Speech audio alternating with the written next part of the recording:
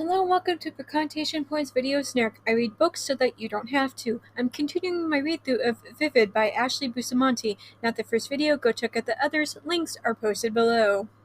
Chapter 22. Takes Ava back to his cave where he asks that she heal herself. She starts to, but the emotional drain is just too much. He uses his yellow powers to make it feel like she's alright despite her protests and urges her to continue.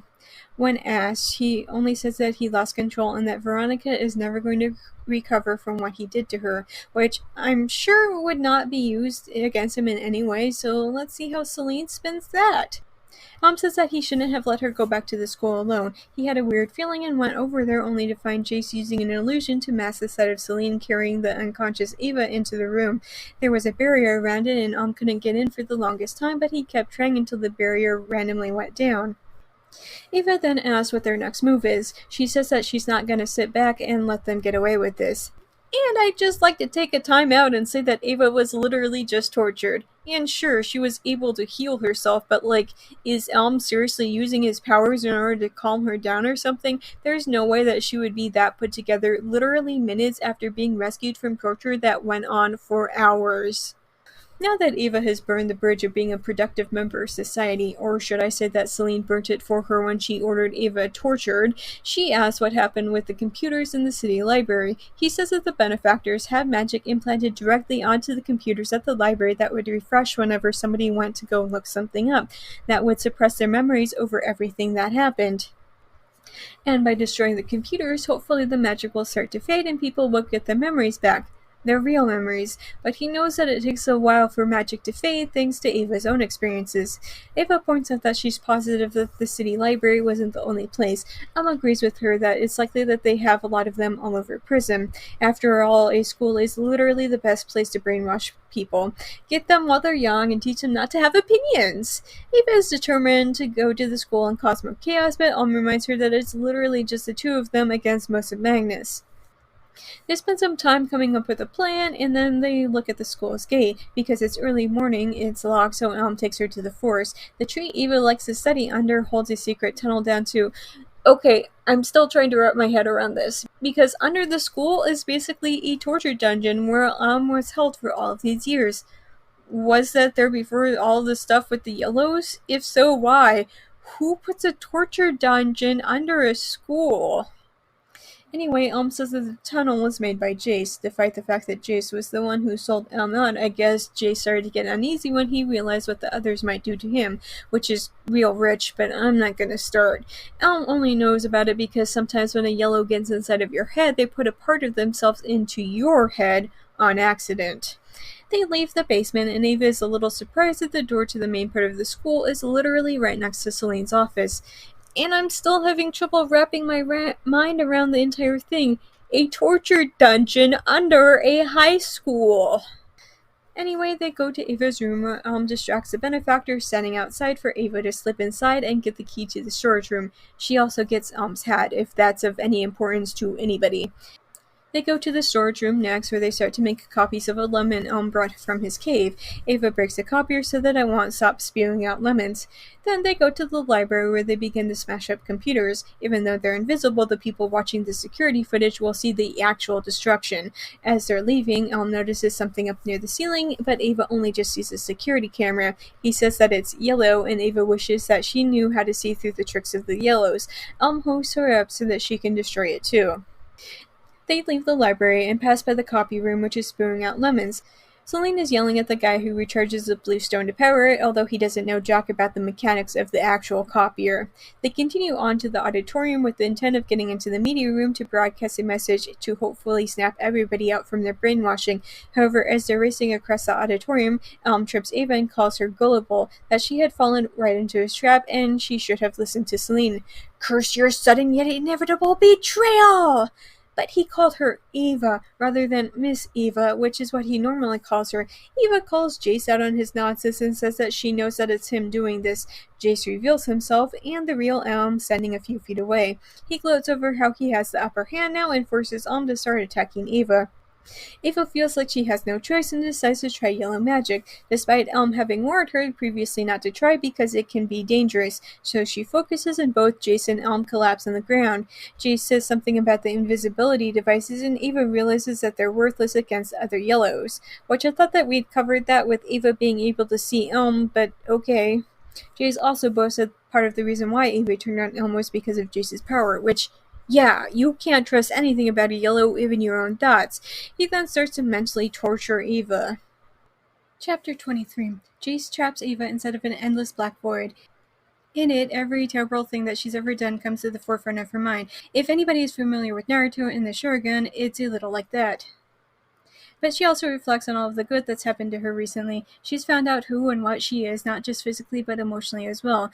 That she's more than just the person Celine tried to groom her into becoming. Ava wakes up to Elm standing over her and Jace knocked out not too far away. Everything yellow in the room is now gray, including all of their clothes. He says that he's currently using his powers over Jace to make him think that he's won.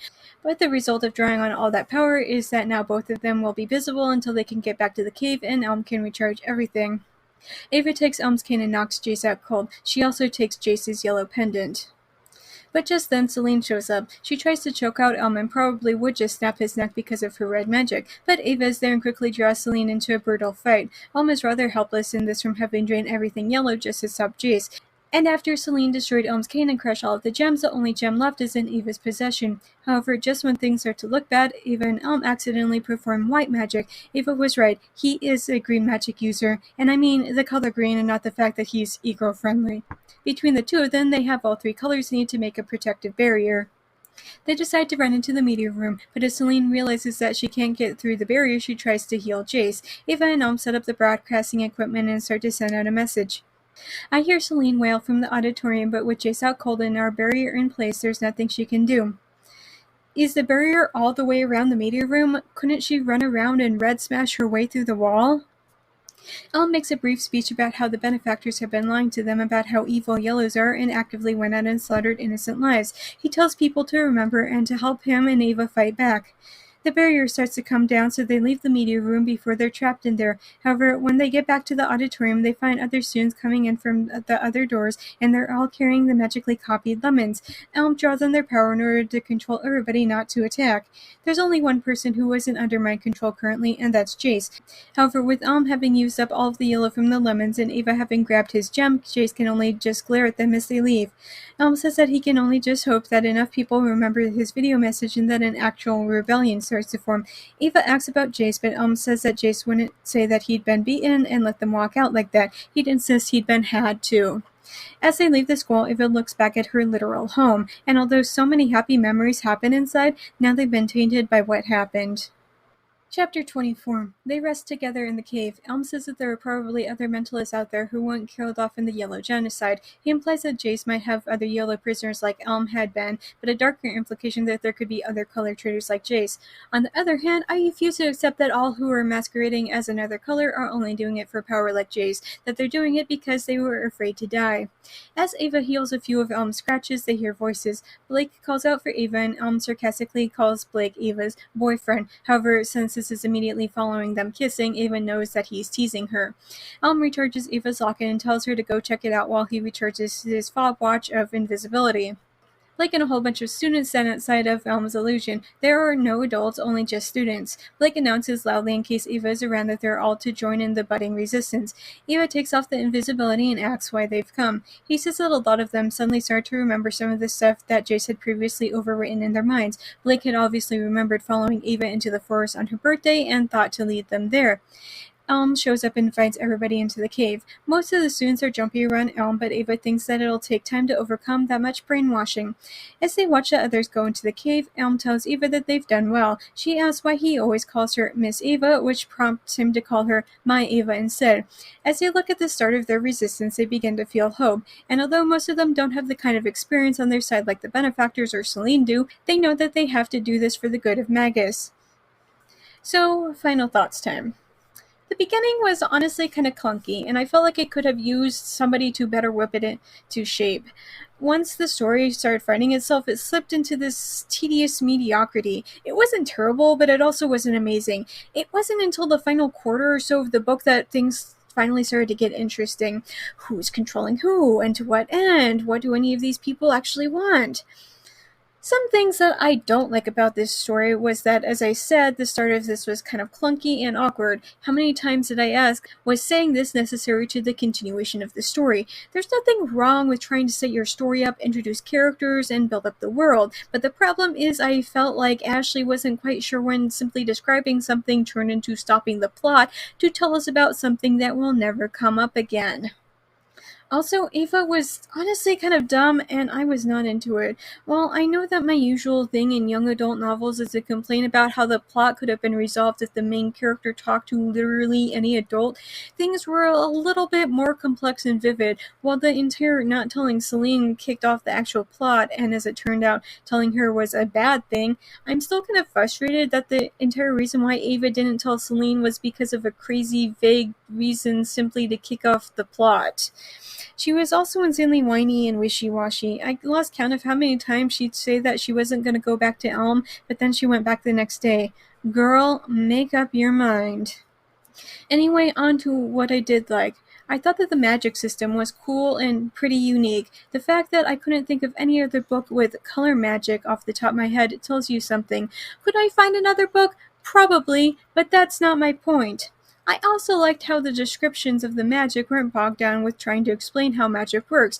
I know that this is a minor thing, but it always bugs me when the stories try to get too technical about it. Ashley might have problems with descriptions, but at least she didn't try to science the magic.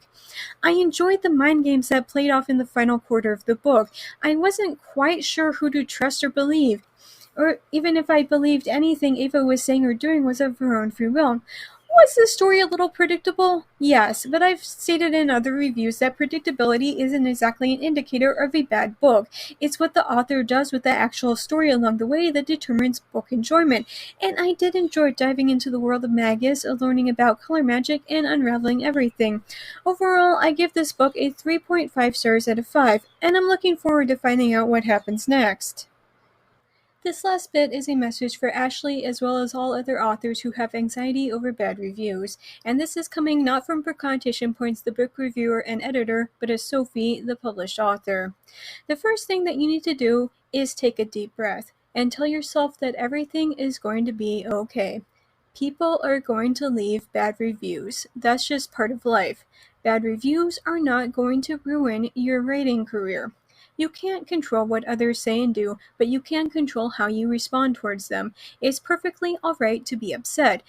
But as the authors who go out and start making threats, verbal, or that one guy who literally tracked down a reviewer to attack her, it's people like that who do have their writing careers ruined, not because of bad reviews, but because of their poor behavior. Don't respond to your reviews. Hell, don't even look at them. I know some people see my book reviews as being overly critical, harsh, and yes, even mean, but I do this with the intent to help other people improve their own writing, and there's a huge difference between "this sucks, I hope the author burns in hell," and writing not only criticisms, but in explaining how they can be improved in the future. And this is how we learn and grow. And while it is nice to read those gushing 5-star reviews, it's those less than positive reviews that help the author out the most. And yeah, I never know how to end my videos, so the next installment of Fury will be up on Monday. Thanks for listening to my chapter-by-chapter review of Vivid. I'm going to post a new video every day until I run out of chapters. Once I finish with Vivid, I promise to get back to the regular Monday update schedule and resume Fury.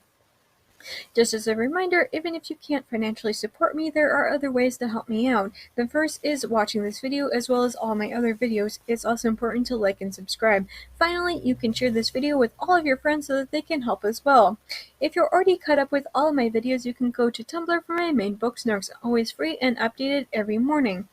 And if you've already read all of my main snarks, you can find even more snark on my Patreon. You can access it for $1 a month. Members also get early access to my main Tumblr snark. Special thanks to Dawn, Phoebe, and Nikki for supporting me on Patreon already. If you want to hear your name in my video next week, either support me on Patreon or make a one-time donation. Do you like my snark so much that you want me to snark your writing? I do that too. For just $6 per chapter, I will tell you how awful that your writing is, but not to worry if you feel like you couldn't take the criticism. I also offer regular book editing as well, just 1 cent per word. You can contact me on any of my social media platforms if you have further questions. If you want to read some of the things that I've written, you can purchase my works on Amazon. I have a slew of erotic short stories and now 2 full-length novels. I also sometimes run flash sales on my stories, and if you don't follow me on any social media, you might want to do that just so you can know when I might be offering more things for free. Links for everything will be posted below. See you tomorrow, guys!